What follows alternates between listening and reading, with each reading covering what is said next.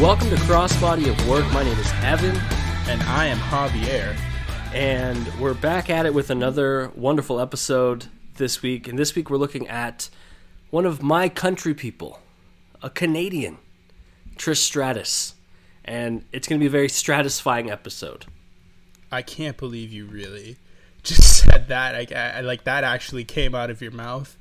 Trish Stratus. I love Trish Stratus. I'm sure every male listening to this loved Trish Stratus, continues to love Trish Stratus to this day. I've got some very strong opinions about Trish Stratus, and I really don't like saying the name Trish Stratus. It's really I was going to hard. say, you're having a hard time. It's really hard. Trish I'm sorry, English is not Stratus. my first language. It's difficult. And if you're wondering why I sound the way that I sound currently, I am recovering from a cold, so this is my Michael Jordan flu game. I'm going to power through it for the people, and I'm going to drop as many points as I can with my... Are you my Pippen or are you my Rodman in this scenario? I'm definitely not your Rodman, I'll tell you that much. I think that's fair. I'll be Phil Jackson. There you go, the one who actually knows what's going on. I appreciate that. Yes. So the way that the podcast works, if you are unfamiliar or just joining us for the first time, we pick 5 matches in someone's career. We watch them, we review them, we break them down, talk about things we liked, we didn't like. We also pick one promo to look at. The promo we picked for Trish is very weird, but we'll get into it. And then we invite you to also watch the matches, listen along with us, give your thoughts, reach out to us on social media, stuff like that. And Trish Stratus is our first female competitor that we're looking at, and I would say one of the trailblazers of what has now become the women's evolution. Yeah, Trish Stratus. I'm going to say it, the GOAT, the best female wrestler WWE's ever had. I am going to feign ignorance on this. I don't watch nearly as much women's wrestling outside of the WWE bubble.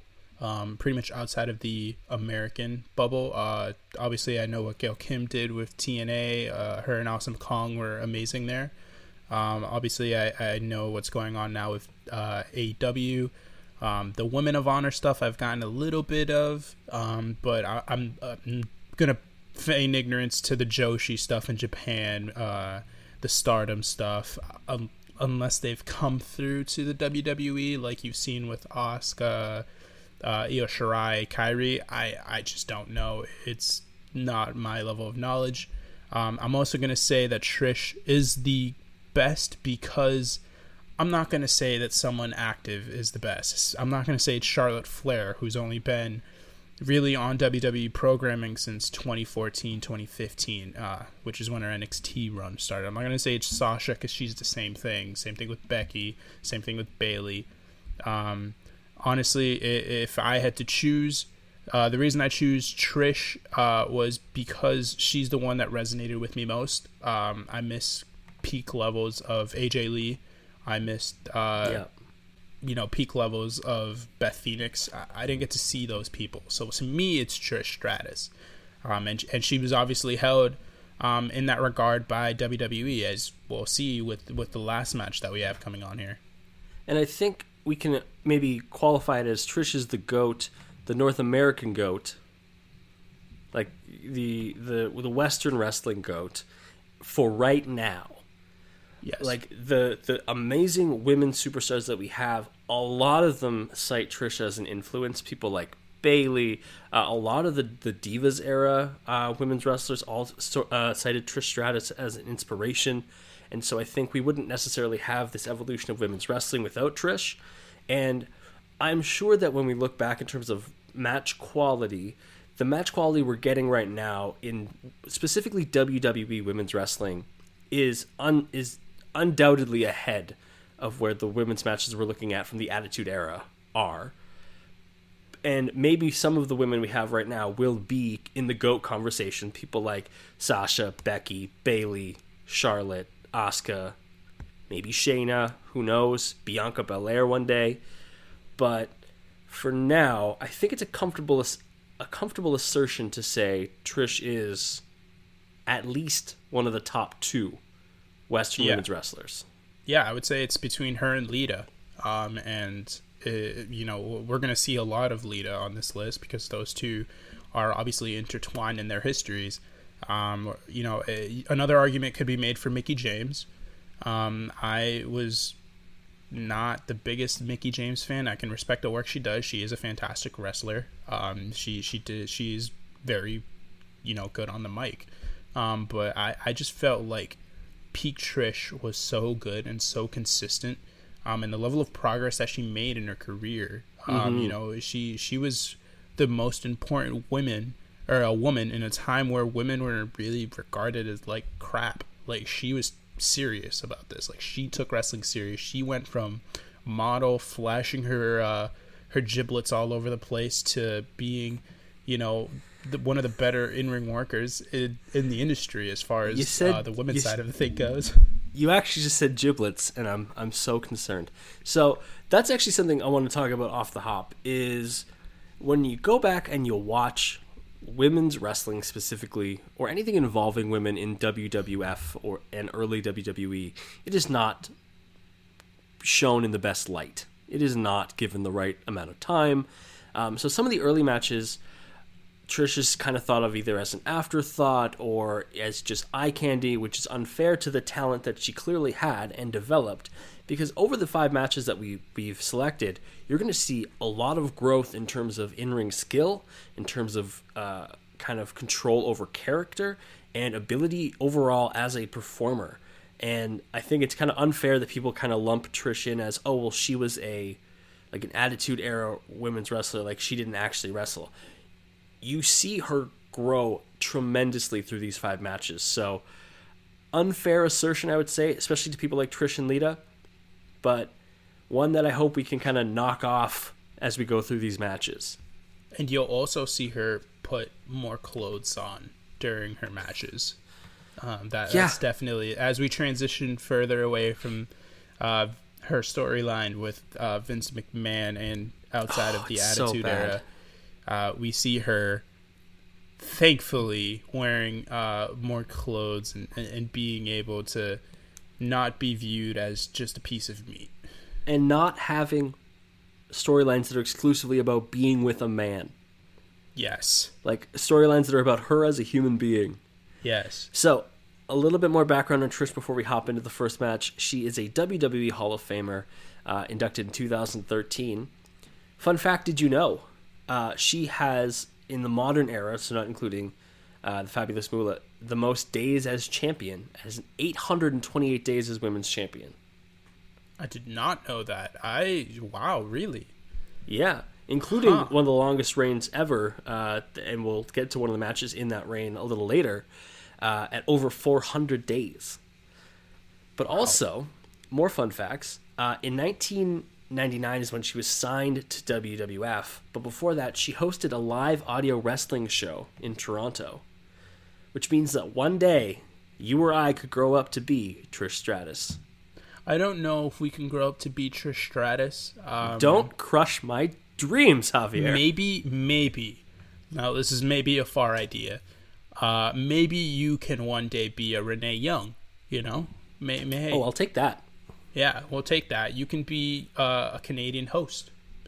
I'll take that. But Trish Stratus, unfortunately, we cannot be. We have no shot at being fitness models. This is true. All right, so we're going to get into the first match. Now, when Trish debuted, she debuted as a valet alongside Test and Albert, also known as TNA, a joke that Impact only got over in 2017. And the first match is a 6-person tag match, intergender. So it's Test Albert and Trish Stratus versus Team Extreme, Matt and Jeff Hardy, and Lita at Fully Loaded 2000. And we said that there was going to be a lot of Lita on Trish's matches, and this is her first appearance on the list. What'd you think of the match? There wasn't a lot of interaction between the two. That was smart, obviously, with the story that they were telling. It was a lot of the announcers talking about their feud more than anything. Jerry the King Lawler was in peak Jerry the King Lawler mode here. Definitely talking a lot about Trish, singing her praises, and definitely hoping that she got into the ring. Trish was wearing a very skimpy attire, with a top that didn't cover much and bottoms that covered even less. It was definitely made for the King to enjoy everything. But yeah, no, the storyline here was the Hardy Boys and TNA were in a rivalry. Trish was messing with Lita, who had by this point only recently joined along with the Hardy Boys. And she was it was sort of a way to get some sort of intergender stuff. You could have 6 people involved in a tag feud rather than your traditional 2 tag teams going at it. It was a valet feud that could be taken seriously because it was 2 people who did know how to wrestle in Trish also, and Lita. It was really intense. In the video package that they show before the match, I didn't know this. Trish put Lita through a table before this match? She put her through a table, and she also whipped her with a belt. That's metal. That's awesome. Yeah, no, it was brutal. And it led to a pretty brutal match. I mean, it was hot from the beginning. As soon as the Hardy Boys came down, they got immediately to the action. They slid into the ring. Hardy Boys went for Test and Albert, and Lita went straight for Trish, who ran out of the ring. And when Lita rounded the corner to chase after Trish, she ran right into Test. It was hilarious.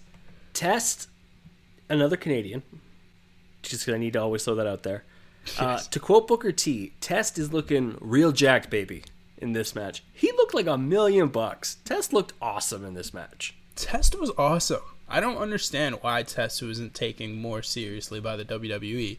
Like, he looked like money. He was great in the ring.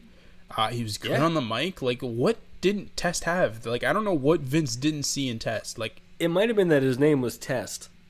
That's a hard thing to get over. I mean, yeah, but like, Test is, I'm going to say it, Test cooler name than Triple H. Like, it just is. It's okay. Like, what the heck is... I understand Triple H stands for Hunter Hearst Helmsley. But, like, that alone... First off, Hunter Hearst Helmsley, terrible name. Triple H was a great alternative to that. But even still, Triple H... How is that cooler than Test? I don't get that. That's a good point. Well, Triple H did take Stephanie McMahon in kayfabe from... Or not kayfabe, in storyline from... Wait, Triple H took Stephanie's man? One thing I wanted to note is for this match, while I was watching it and watching Trish on the outside, because she was on the outside of the match for a majority of it, she only tagged in really when things were going the way of Test and Albert. Watching her mannerisms and watching her on the ring apron, I get a lot of Mandy Rose vibes. Yes. They look similar. The level of like arrogance, I'm better than you, is similar. Mandy Rose attire. That looks like a Mandy Rose attire. It does look like something Mandy Rose would wear. And it gives me hope because I think going on to Mandy Rose for a little bit, she has grown a lot as a wrestler since she's gone onto the main roster. And I think that growth will continue. And I think if she can continue to build at this, I don't know if she'll ever build the same rate that Trish did, but if she grows even at half the rate that Trish did, Mandy's going to be a really good wrestler. Yeah. Another person that, can sort of relate to this is Alexa Bliss. Alexa Bliss's favorite wrestler was Trish Stratus. Alexa Bliss very much wears the same sort of attire that Trish was wearing in this match.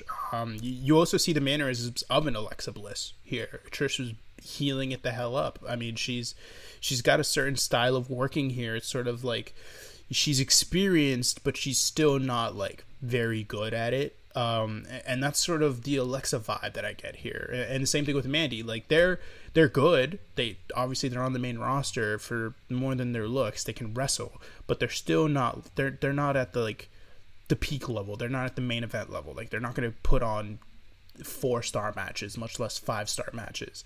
And that's pretty much what you see here from Trish at this level of her career.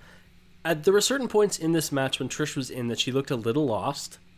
I think that's fair because this is less than a year after she was signed, and it was a couple of months after she debuted.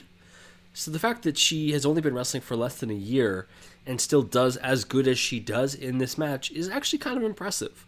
She takes some decent bumps. She takes a big superplex bump at one point.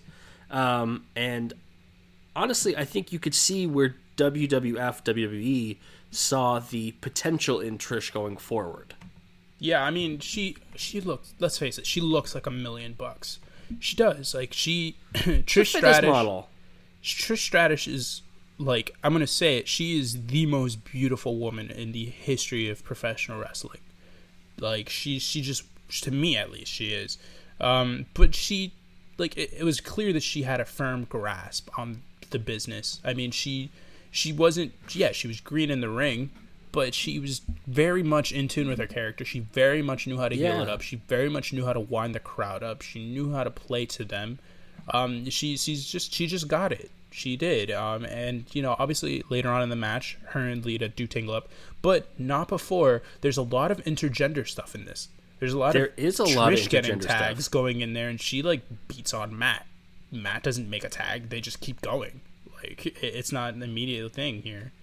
There's also a lot of Lita, because I want to talk about Lita a little bit too. She does great in this match.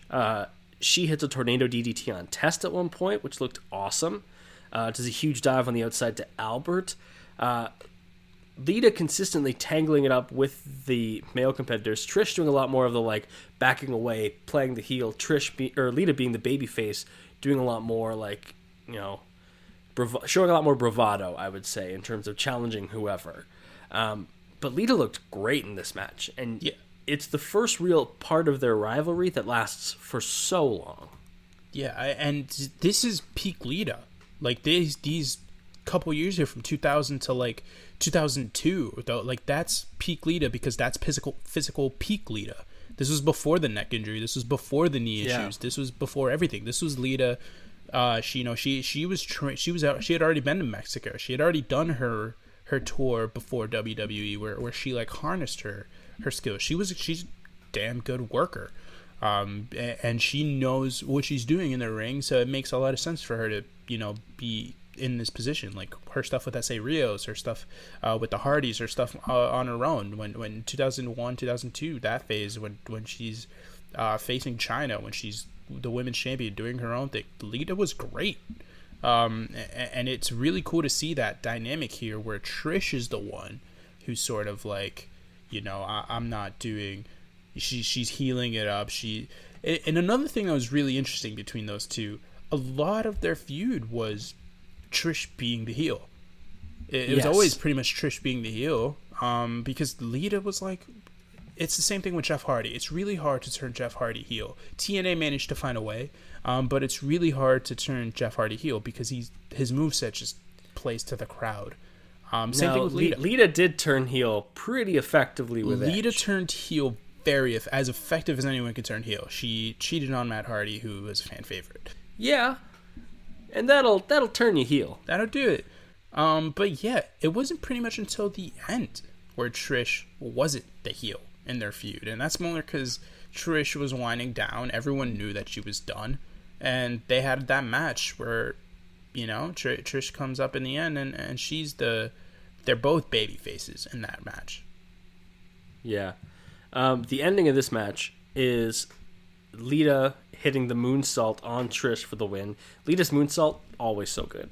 Always. It's no Io Shirai. I'm going to say it. Io Shirai her moonsault is gorgeous. Aside from that one in the Mae Young Classic, I understand. But Io Shirai has beautiful moonsault. Lita's 100%. Is a lot more direct. Lita's never has like a high arc to it. It's always like she just does a full backflip and lands. Yeah, it's a solid motion. It's reminds me of Jeff Hardy's Swanton in that it always looks like, oh, she might not make it all the way, but she does. She connects each time. You know that she knows what she's doing, but it's not the same like high arcing moonsault. Like even like Charlotte's is a lot more high in the air, Whereas, every time Lita does it, I'm kind of like, oh, no, she did it. Okay, we're good. Yeah, and the thing that's really cool about Lita and Jeff Hardy that made them so relatable is it's very obvious that they aren't like trained athletes. Like they're not natural athletes. Like Charlotte was an athlete. Anyone who does that, like Neville, it's very clear that he has a background in some sort of athletics. Like those high flyers have a background in something. These, like Jeff and Lita, were just people that like wrestling, so they wrestled. And maybe they're not the most athletic people, but they're going to do these moves because they just like throwing caution to the wind. Agreed. Anything else you want to talk about with this match? Not really. I mean, it was really interesting to see Trish in the early stages sort of develop as a character, and like she just caught it, man. Like you knew that when the in-ring stuff sorted itself out, she was going to be money because she was already money as a heel at this stage. Also, after the match, Albert beat down Lita, and everybody got beat down by TNA, and so they still get their heat back. But yeah, Trish whips Lita with a belt again.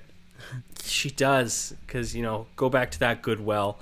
But a good first match, and I think, like you said, a sign of things to come from Trish. So the next match is a match that I forgot happened. I didn't know this happened at all. I'm going to say... I'm really curious to hear your thoughts on it then. So this is from No Way Out 2001. So around a year after Trish debuted as a valet, now getting a featured singles match at No Way Out against Stephanie McMahon. And this is during, we had Javier mentioned earlier, Vince's infatuation, good friendship with Trish. That storyline involving when Linda McMahon was comatose. It's a weird storyline. It's a lot of random stuff. I really want to hear your thoughts on this match and this angle. This match will not make it to the Tokyo Dome. I can tell you that much. I have to mention it at least once a podcast. If there's a match that's not Tokyo Dome quality, it will be addressed. This is the match of all of them that is not Tokyo Dome quality at all. This was terrible. This was 100% about the story, and that's it. Obviously, Stephanie McMahon is not a wrestler. Stephanie McMahon is not trained as a wrestler. Stephanie McMahon cannot wrestle. This was obvious, but, like, I just don't know. Like, neither of them could carry a match. Neither of them had any idea what they were lost on multiple spots here. I mean, there was one where I believe it was Trish who hits a DDT, and that DDT took, like, a solid 7 to 8 seconds to set up because neither of them knew what to do. So Trish was just like, I'm going to hit you to DDT. Like, it was bad. I loved this match. Not because it's good. Like, I will not say it's because it's good. I think the reason I loved it is because it so clearly wasn't a wrestling match. Like, it was a fight, and Stephanie was pissed off about Trish's relationship with her father. So yeah, they're not going to have a clean wrestling match. They're not going to be doing, any chain grapples. Like, it was just a brawl. That's one way weird of putting parts. It was a weird brawl. It reminded me of like a fight you might see outside of like you're getting like a pizza after the bar, and you look outside and two people are fighting, and you're like, oh, what's going on? They're like, I don't know, but they really hate each other, and no actual punches are thrown, but they're just kind of like grappling each other. It's weird. It's a weird match. So that was the perfect analogy. I go to UMass Amherst. UMass Amherst probably the biggest party school on the East Coast. So yeah, the big thing, it's in the middle of nowhere. So the only real things to do here are go to class or get blackout drunk and go to the bars. So yeah, I don't drink. So I don't really, I'm not a part of that culture, but whenever I do go to the middle of town, and I've seen a couple of drunk fights, it's very funny. It's exactly that. It's just two girls who are like drunk and fighting outside of a bar. That is the quality of wrestling that this was. Yet, Trish is very sympathetic in this match because Stephanie is like beaten her down at some parts of the match, including one spot where Steph jumps off of the barricade onto Trish. What a weird... I would never have thought in my life that Steph would do that. Made her sympathetic. No, that's not the spot that made her sympathetic. But it was the spot that I thought stood out as the most strange thing. If you told me, like, hey, there's a Stephanie McMahon match from 2001. What do you think is a move she pulls? I would not have said anything off of the barricade. I would have said anything off of the top rope. No, I'm gonna say the part that made Trish sympathetic here is when Stephanie starts pulling off her clothes and starts spanking her, and this match might have been booked by Jerry Lawler. This match was 100% booked by Jerry Lawler. Jerry Lawler, I sent you this quote earlier. So I'm definitely going to bring it up here. At one point in the match, in reference to Vince McMahon's situation, Jerry Lawler, I'm going to paraphrase this because I don't remember the exact quote and I didn't go back and look for it. He mentioned something called like the 3 rings of love.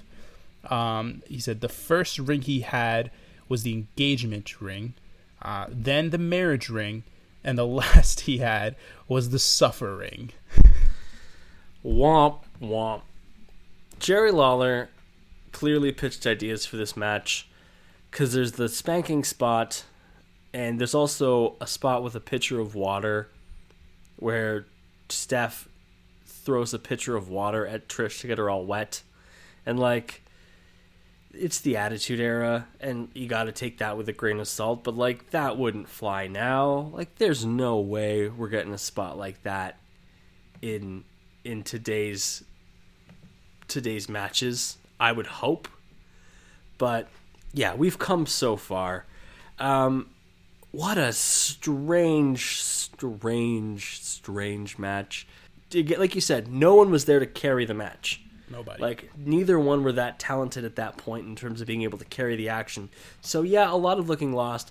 But I think you could see how people would get behind Trish. This is a good match to see that she was viable as a babyface, because she really hadn't been babyface up until this point. And she isn't really a babyface in this match, but she becomes one very shortly after. Yeah,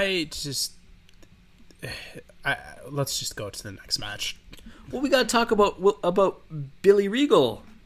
Oh, right, the finish. The finish was weird. NXT general manager William Regal, who is he's the Raw general manager at this time, correct? He's at least an assistant to Vince, I believe. He's one of those things. Yeah. He comes out. It's really, really weird.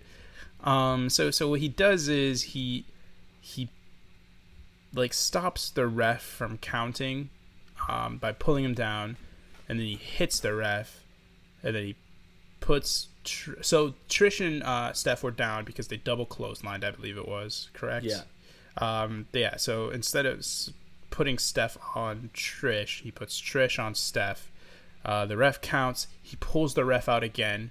Trish gets upset about it. He put Steph's foot on the rope first. Oh, right, yes. Puts Steph's foot on the rope. Points it out to the ref. Trish is like, what the heck? Beats the ref down. Hits Trish with a weird, like, cravat suplex / The slam Regal thing. Cutter. I didn't know it had a name. Jeez. It does. Thank you, Google. That it didn't look great. And then throw Steph on top. Steph wins the match. I don't know what happens after this match in the storyline. Oh, I have Googled, and I will read it verbatim. So this is how we get to the Trish face turn and some of the worst booking.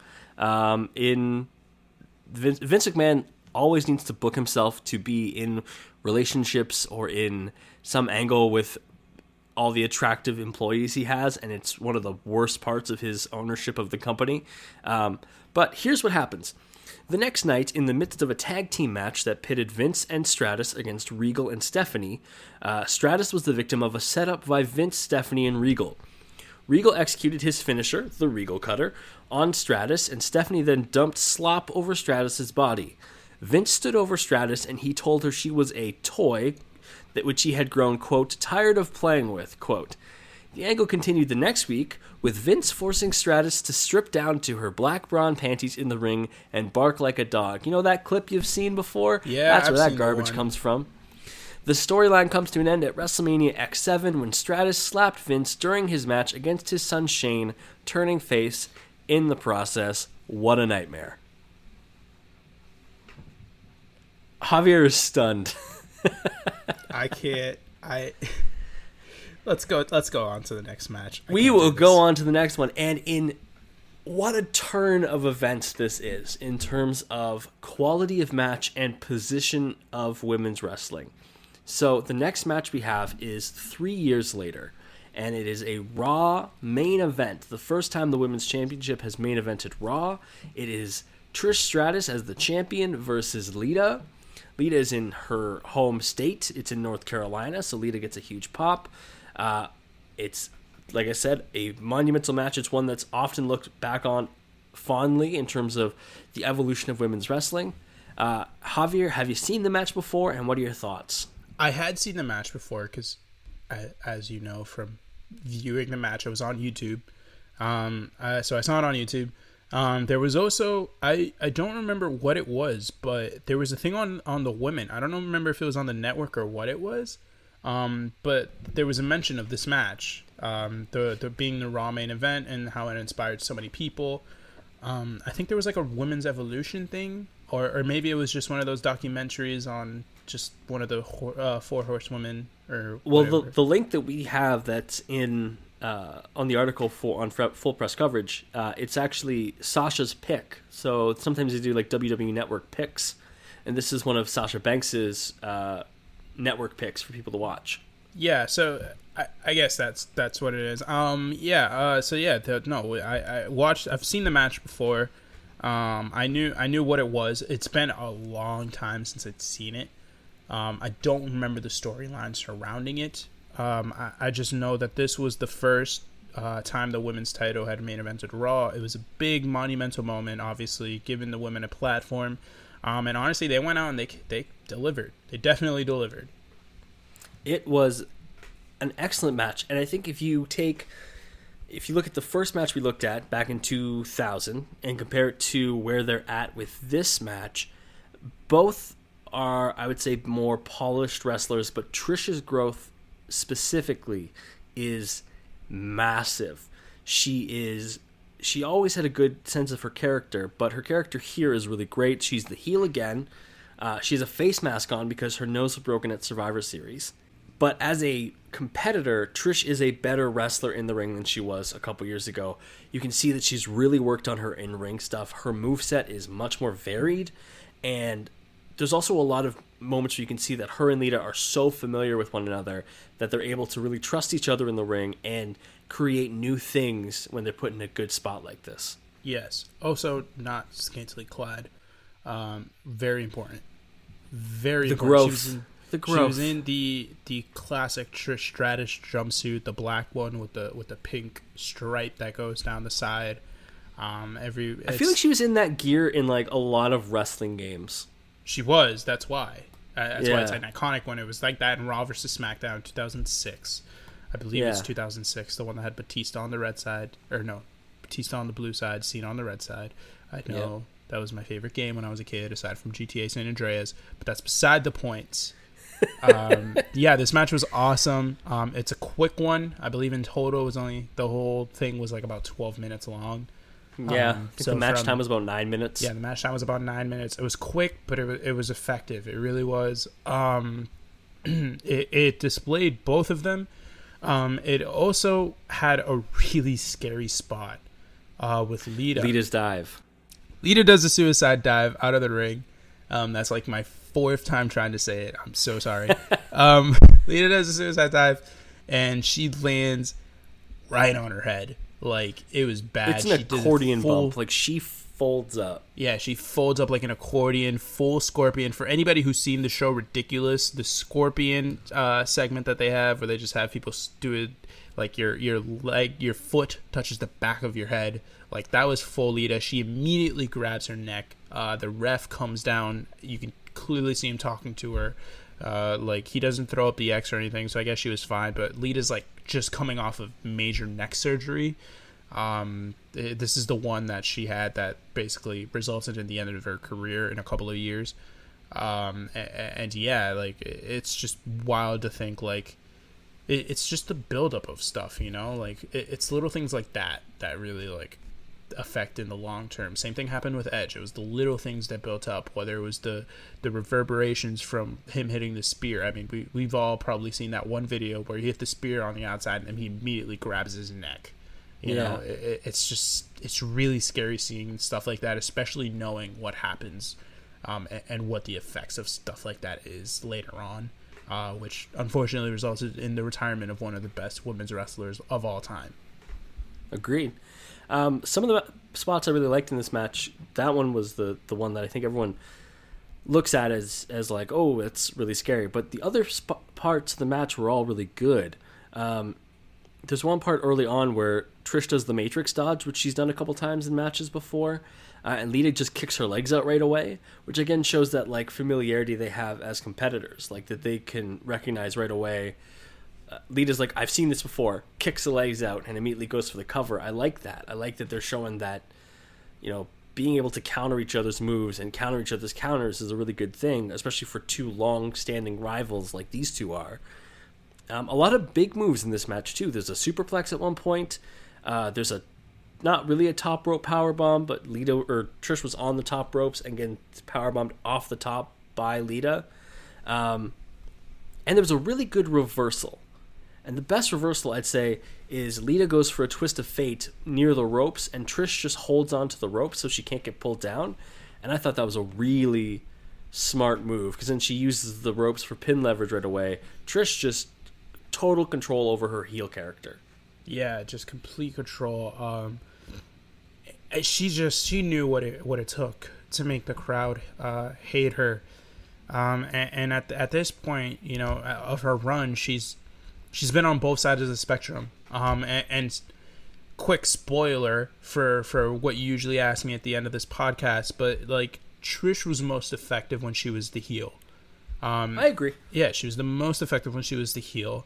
And she was healing it up this match, and she kind of had to, you know, in order to get the maximum reception from both the audience watching live and the audience watching on TV to build up Lita as the babyface. You really needed someone who was very effective in that heel role, and she was in this match, both in her ring work, which by this point was crisp, was getting to the level where she eventually would become one of the better female workers the WWE has ever seen.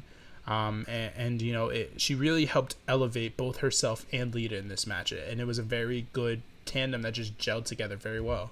Before we hop on to the finish, continuing with the trend of me noticing things that have nothing to do with the match, did you notice that in the crowd, everybody in the front has leis on, like the Hawaiian leis? Wait, what do you mean? Like, you know those like flower necklaces from Hawaii? Yeah, I didn't notice it, but I know what you're talking about. Everybody in the front of the crowd has leis. So I Googled it. I was like, well, why do they have leis? Chris Jericho was running Raw for the night. And so he said it was the biggest party in the history of Raw. Baby! Fozzy performed during Y2J's Rock and Roll Limbo A Go-Go, featuring the sizzling divas, that's in quotation marks, of Candice, Maria, Melina, and Stacy Keibler. Christy Hemme won the limo, but the fun was stopped short by Muhammad Hassan and Daivari, who let everyone know that Hassan's debut would come next week on Raw. What a mid-2000s sentence all of that was for professional wrestling. What a wild gimmick. Right? How wild is all of that? That is like, I want to watch that so bad, because that like all relates exactly to what I love in wrestling. But like, what? If I can find a link, I will include it in the Trish episode, or I will tweet it out after this episode airs. But also send it to me. Like, just send it to me. Absolutely. I need everything about this. Forget about the audience.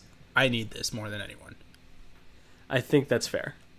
I need a couple seconds here, so I just run through the finish. For sure.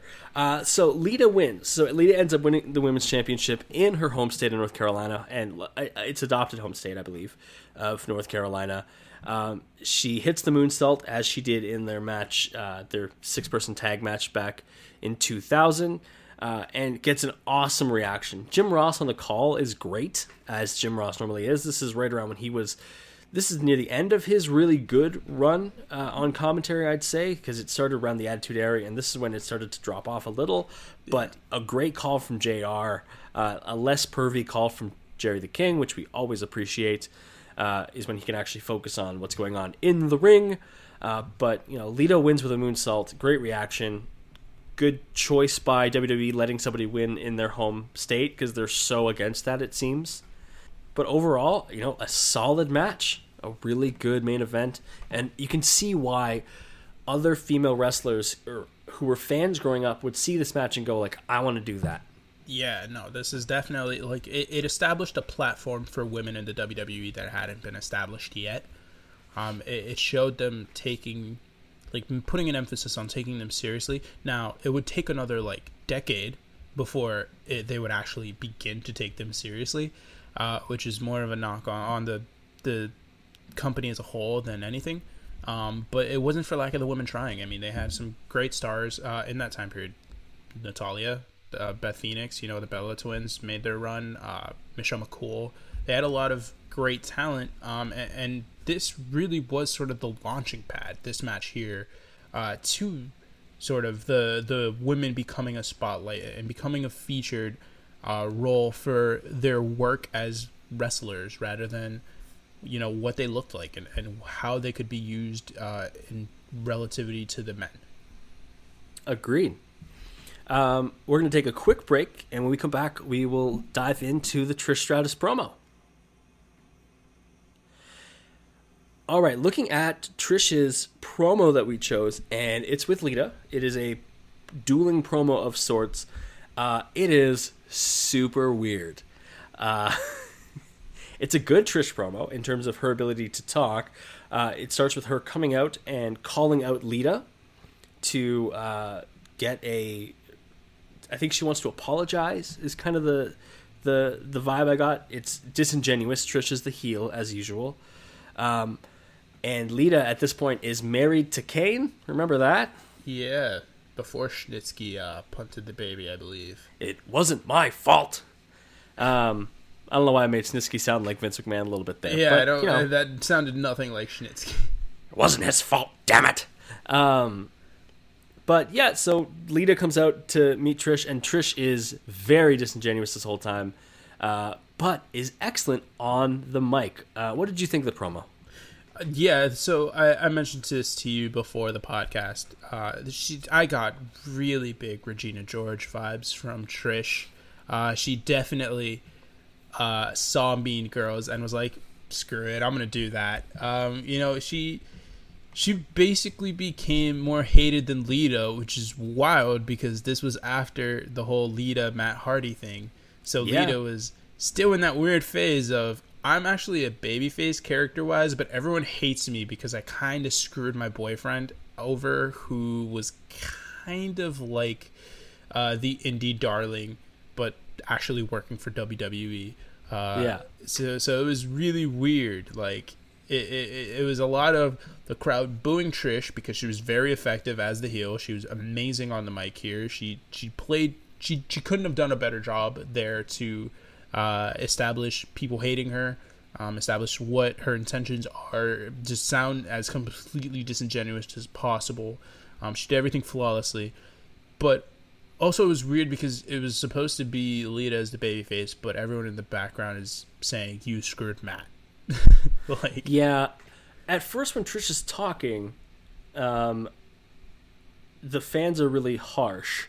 They say things, they start a slut chant, which Trish immediately deflects, being like, guys, don't be rude to Lita. Like, that's mean.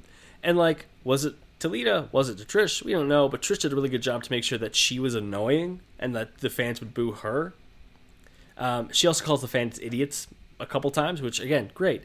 Is it easy heat? You're absolutely right, it is. But is it effective heat? Yes, it is. But you're right. Lita, very heelish, because Lita's out there and she has her knee in a cast and she has a crutch, which was Trish's fault. Trish had attacked her. But she blindsides Trish with Kane and a crutch. And, like, that's some heelish behavior right there. Yeah, it was just really weird. It really was, man. But that's not even the weirdest part. It's not the weirdest part, but it's just this thing was so just. It was a train wreck. It was really spicy. There was a lot of tea going around here. I can't. I don't know what's happening, but I can't stop watching. It's literally, remember the Lana Rusev, Bobby Lashley thing, the reveal, or the wedding, and then Liv Morgan comes out, all that jazz. Everyone hated it, but I was in the group chat like, I freaking love this. This is spice. This is what I want in wrestling. Like, this is the drama I need. This was this promo. Like, I don't understand what's happening, but I just can't stop watching. Like, if this was made for an audience that does not watch New Japan Pro Wrestling, they watch The Bachelor. That is what this was made for, and I appreciate that. I don't watch The Bachelor. I couldn't care less about The Bachelor, but I love the tea, and this was made for that. You should watch The Bachelor. It's pretty good. Because the weirdest part, the thing that is so strange that happens, is Trish is protected by Viscera. Yes. Viscera comes out and beats Kane up, and then just carries Trish away. Was he the big love machine at this point? This is I think what kicks off Big Daddy V era Viscera, because he's no longer like full ministry Viscera. That was 6 years ago at this point. But it's just so much. He's ordered to protect Trish for the next little bit, and it's a short-lived alliance, but really weird. I saw the promo because it was on YouTube as like one of Trish's best promos. And when I saw Kane, I was like, oh, what a weird way to end this promo. And then Viscera came out, and I was like, I did not see this going in this direction at all, and I kind of love it. You were like, I've been bamboozled, hoodwinked. I had been bamboozled. Run amok, led astray, and flat out deceived. Let's get into the next match, match number 4. I'm going to let you introduce this match. Yes. I know you really like this match. Yes. WrestleMania 21, the greatest WrestleMania of all time. I'm just going to say it right now. The WrestleMania I've seen more than any, because it was the defining WrestleMania of my lifetime. Especially is the defining WrestleMania to this day of my wrestling fandom. Now, before I get you into WrestleMania 20, it's 22. Is this 22? This is 22, my friend. This is not 22. This is WrestleMania 22. No, because this is the Hollywood one. It is not, my friend. Are you lying to me right now, Evan? I am not. No, I think you're lying to me.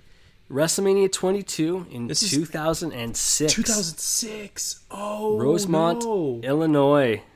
Oh my God! Allstate what Arena. was I thinking? This is the Cena Triple H main event. Oh no! I also like this WrestleMania. This is the second most defining. Or no, 2007 is the second most defining one of my lifetime, because that was Edge, Undertaker, and also Cena, Shawn Michaels. It was a big thing. It was big in my life. But there was also a good run of WrestleManias here, but this is WrestleMania 22. But I'll let you get into the match. I did not. That just completely. I feel like an idiot now. Everyone listening, do not getting my mentions about this. This is not what you get in my mentions for. Tell me who was the person in the Hard Times promo. I'm still waiting. But anyways. Yeah, no, it's Mickie James, stalker Mickie, obsessed fan Mickie, every BTS fan out there Mickie, and and Trish.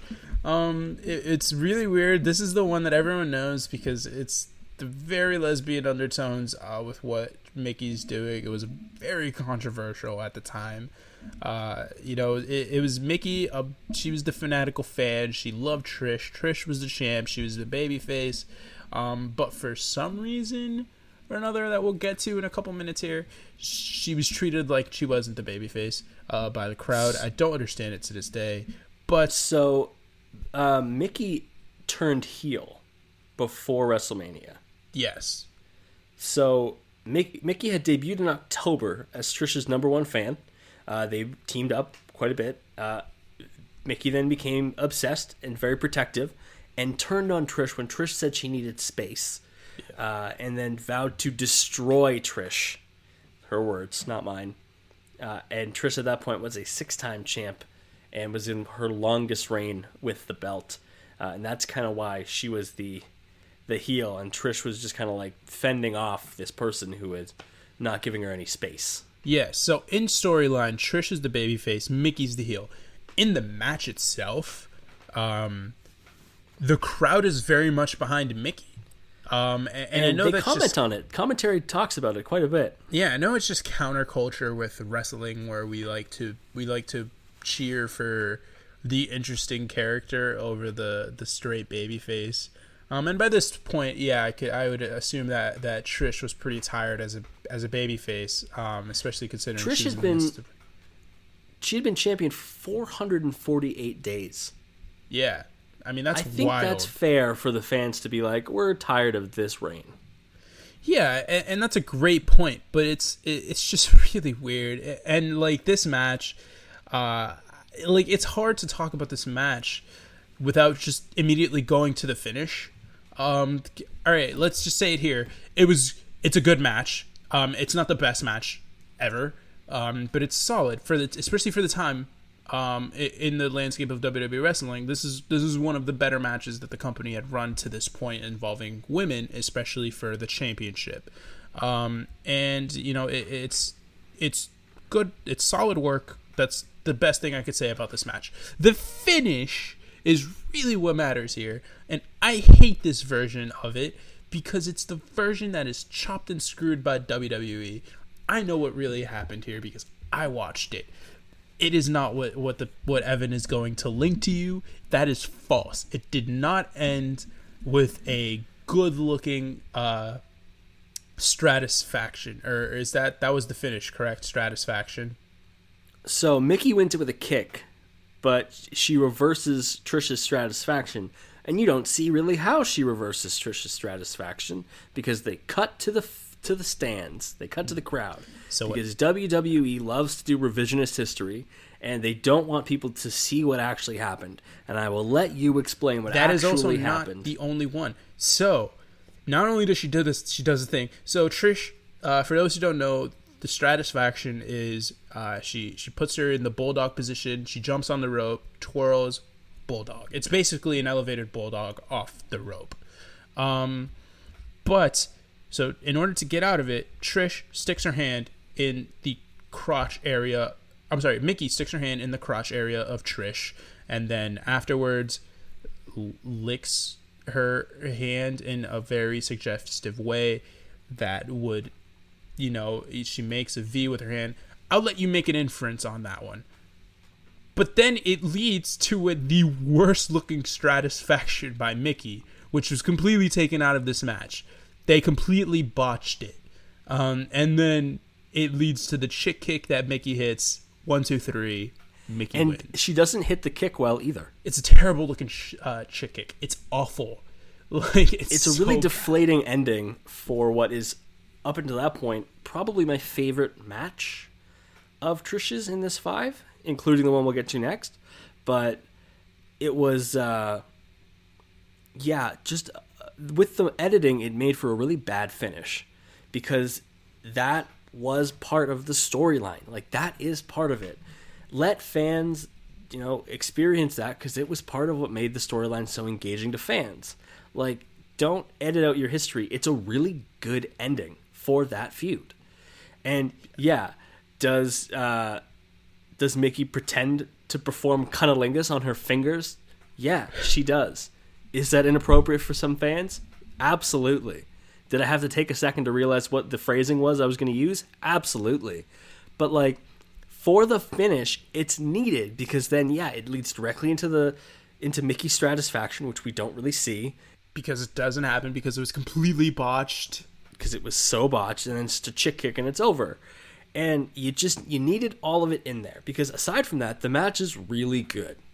Yeah, it's a very solid match. And that's pretty much all you really could ask for at this point. It was just a solid women's match. Like, is this friggin' if this is this Bailey Sasha takeover in Brooklyn? No, it's not. It's not that level of match, but it's good. It's one of Trish's better matches. It's a very important match in the grand scheme of women's wrestling because it's a WrestleMania match for the title, and by this point there haven't been many of those. And it's a one-on-one match at that. Like it was a one-on-one match that got some time on TV. It was built up over multiple months, and it led to a match that did it justice. Except for the fact that WWE chopped and screwed it because they botched the Stratus faction and we went PG. Yep. One other note on the match, two notes actually. One is there's a spot where they're on the outside and Trish goes to kick Mickie in the head and Mickie ducks and Trish hits the ring post. I thought that was a really well executed spot, and it kind of led to Trish being a little bit damaged through the rest of the match, which I thought was a really good psychology piece. Also, Mickey's outfit includes little tiny boots with fur on them that I think are hilarious and more people need to wrestle in them. They're just, okay, so these little boots with fur trim. She had the boots with the fur. Well ahead of that song. I hate you so much for that. I know you do. But Mickie in this match looked exactly like I would have expected Paris Hilton to look at any point during this time period. It is literally very mid-2000s during this time period. Are we good to go to match 5? The last match. Go ahead and say the next match. I have some notes from this match that I want to carry over to the next one. Much later. So Trish retired and then came out of retirement for things like Evolution and for the first Women's Rumble. And then this was her retirement match. And it is SummerSlam 2019 in Toronto, Ontario, Canada. And it's against Charlotte. And what are your thoughts? This is Trish's best match. It's absolutely Trish's best. I love this match. I thought this was one of the better matches from that pay-per-view, which was, in all honesty, rather underwhelming as a whole. Agreed. But yeah, no, I thought this was awesome.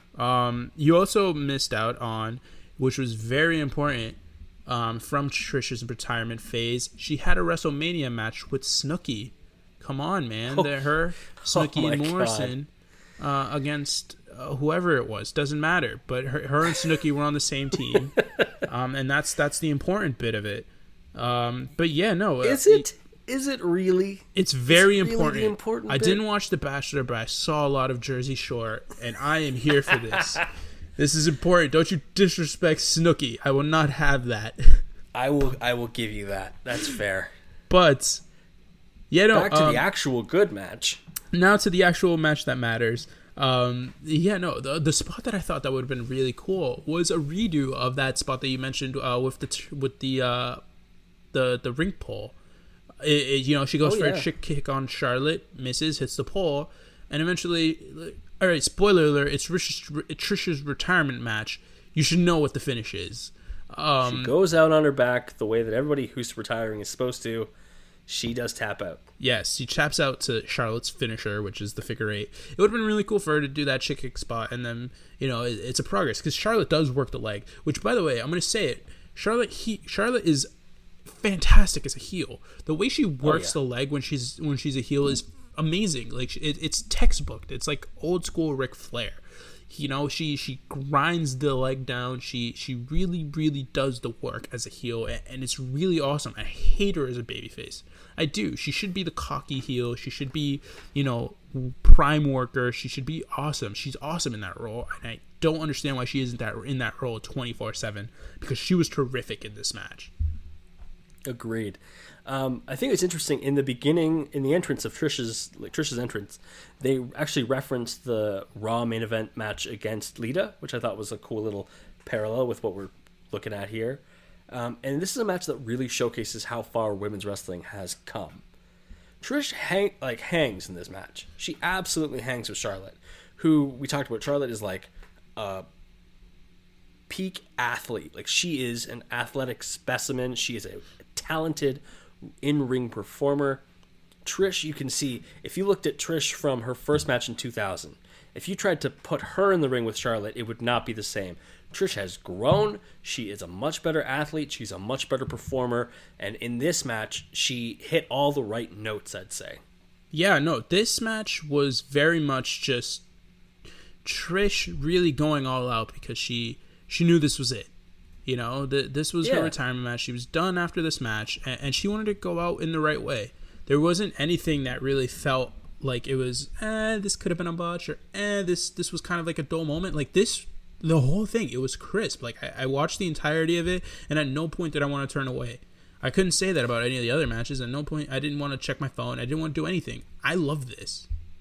Would you say, so this is something I heard, they're on the outside of the ring, and you can clearly hear a fan say, "I am very stratisfied right now." And I know you hate the phrase stratisfied, but would you say this match left you stratisfied? Let's move on to the next point. So, a really good, and we talked about how Charlotte's an excellent heel. A really good bit of healing is Trish is bringing Charlotte into the ring, and Trish is walking up the steps, and Charlotte just cuts her legs out from under her, and Trish's face hits the steel steps, and I was like, oh, not something you see often, and perfectly executed. And it looked bad. Like, it looked like it hurt a lot. Dude, it looked amazing. Again, this whole match was very good. Like, seriously, if you're going to watch any of the matches from this list, and you haven't already seen this one, definitely watch it. And if you did and you don't remember it, watch it again. Like, this match is awesome. Like, I thoroughly enjoyed this match. This was really entertaining from opening bell to closing bell. Like, Charlotte Flair is amazing. I'm going to say, like, I think Becky, of any of the active women, is going to be the potential greatest of all time, just because she's got everything. Like, she's got more than she's almost as good as Charlotte is in the ring. She's got the character on lock. She can play heel or babyface. She's just a star in every essence of the word. But I really do think that Charlotte Flair is the best worker of any of the women on the roster right now. I think she's amazing. I really do. I think she's... Say what you want about Io Shirai, say what you want about Asuka, about your Kairi Sanes, about your Rhea Ripley's, anyone down in NXT, anybody on any of the shows, AEW, TNA... I'm not privy to the Joshis in Japan, but I think Charlotte is the best female in-ring worker in the world right now, and this was peak Charlotte here. She was so good in this. And I would say that Trish is the best women's wrestler to come out of the Attitude Era. Yeah, I think some argument can be made for Lita. Some argument can be made for people like Ivory or Jazz. Jazz was a little past Attitude Era. China, yeah. But I think in terms of complete package, like we talked about, character work, facial expressions, in-ring work, mic work, the whole deal, Trish had all of it. Yeah, she had everything. She had a complete grasp for her character, whether it was a heel or a babyface. And I think it's really important to mention that at WrestleMania, she turned on Chris Jericho and went with Christian. And honestly, I still feel a little betrayed by that. And I love Trish Stratus, but on what planet do you choose Christian over Chris Jericho? Like, what are we doing? Somebody has to choose Christian. Yeah, and it's his name is Edge. That is the only person that chooses Christian. That is the only one, and his wife. But other than that, you always choose Chris Jericho. Always. I didn't expect this level of heat. I'm surprised. There's not a lot we can say in terms of how good this match is without people just going back and checking it out. Charlotte's work as a heel is tremendous. There are some points in the match where, even though I think we all knew going in, Trish had said it was her retirement match, that she would lose, there are still some points in there where you think that they're going to give Trish the win in her hometown. Yeah. Specifically when she hits, or when she locks in the figure eight. She does her own figure eight, which looks pretty good. Yeah, and I thought the way that they set that up was perfect. That whole spot. She does it. She locks it in. I mean, it's important to note that Trish does run a yoga studio. She is very much in shape. She's probably in the best shape of her life right now. So yeah, it's she can do the move. She can do it, honestly, probably just as well as Charlotte can. But the spot sort of, has the thing where she does the move, and the way it gets broken up isn't Charlotte breaking it up because they're in the middle of the ring. It's just Trish's arms give out because she can't hold it much longer. And it's sort of supposed to. I mean, Corey Graves touches on it in commentary. It's supposed to like sort of ring to the fact that Charlotte is like a freak. That's why she's able to hold the move so long. And I thought that was really well executed. I really did. Yeah. Another thing that was really cool was when she hits the Stratus faction. She hits it clean. And I genuinely, like, they got me. I knew the finish to the match, and they still got me. I was like, oh, I really wanted her to get it. Yeah. That's the 5 matches. What are your overall takeaways from going through Trish's whole body of work? Yeah, I'm going to say it again. I think she's the greatest female wrestler that WWE's ever had. I'm going to, like, that, no ifs, ands, or buts. I mean, she's better than Nikki Bella. She's better than Lita. I'm not going to harp on the active ones because Charlotte's still building her resume. Yes, it looks better than Trish's now. Yes, she just beat Trish in a match. Yes, she's had better matches than Trish has. But Charlotte's still going. I'm not going to call Charlotte Flair the GOAT. Like, Tom Brady's the best football player of all time, but Tom Brady's 42. Like, he's got 20 years of work behind him. Charlotte's got, like, 5. Like, I can't do that. I just can't. And like, at one point, yes, I do believe that Charlotte Flair or Becky Lynch is going to be the greatest women's wrestler of all time. That's not that. That's not now. Trish is now. Trish inspired all of these women. Like, she's so good. She came up as a fitness model, and she did everything the right way. You know, she was very in tone with her character. She survived the Vince McMahon love angle. And somehow became one of the better workers in the business. Like, she was really good. She was just, I mean, she chose Christian, which, like, again, like, questionable here, but, like, you know, she kind of goes, I'd put that at the same level as the Vince McMahon thing, but still, like, you know, she was one of the greatest women's champions of all time. She held the title for over 400 days. Like, that's wild. I think one of the pieces for Trish is that of the superstars we've looked at so far, there is no one who I've seen grow more from match 1 to match 5 than Trish Stratus. There is no one who's had that level of, like, improvement that we've seen over their entirety of work. We've seen a lot of, like, here's somebody who wrestled for X number of years, you know, and we're going to look at the best of the best. Like, if we think of, you know, Randy Savage's matches, we picked 5 of Savage's best matches. We didn't see a lot of his early stuff. With these 5 matches with Trish, we really saw her evolution in terms of her character work and her in-ring ability.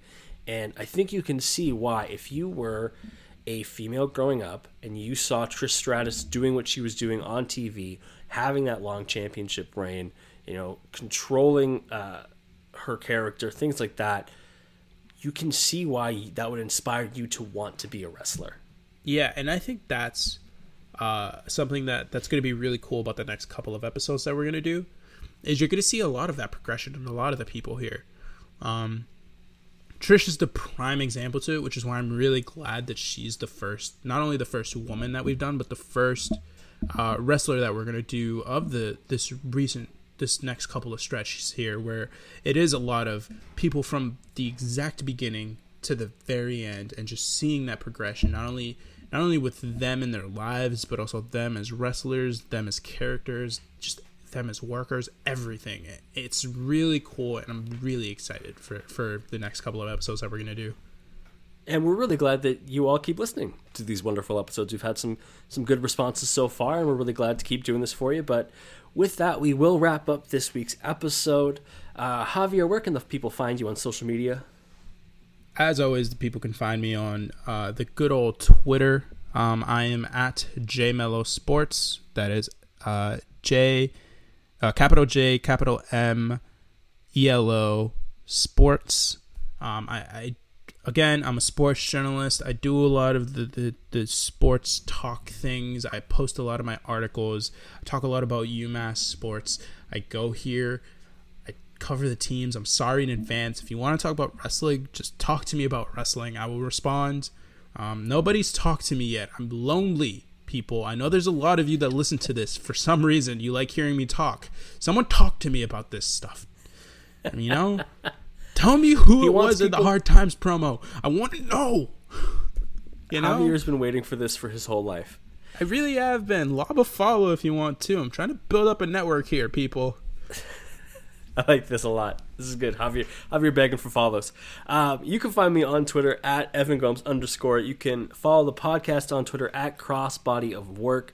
You can email the podcast at crossbodyofworkpod@gmail.com if you have any ideas for wrestlers we should cover in the future, matches we've missed, or you have some fun facts or some ideas about the podcast, just shoot them to us. You can also follow Full Press Coverage Wrestling, which is where we post all the articles that have the links to all the matches. You can follow that at FPC_wrestling on Twitter, and just check out the website, fullpresscoverage.com. There's a whole lot of other awesome podcasts in the Full Press radio network. A couple awesome wrestling podcasts that are also in the network. Shout out to the Canadian boys at Takomania, as well as the guys at Boot to the Face. Great weekly content, so follow them if you don't already, and follow us and join us on this journey. We got some more awesome episodes coming up. We've also got some spicy WrestleMania coverage coming soon. The Prodigal Son, there are rumors flying around. The Prodigal Son might be writing a couple of articles coming up here soon. So very exciting stuff. You should check out on the road to WrestleMania, because it's only a couple weeks left until WrestleMania when this episode drops. So we'll hope you'll join us then. Have a good week, everybody. See you guys.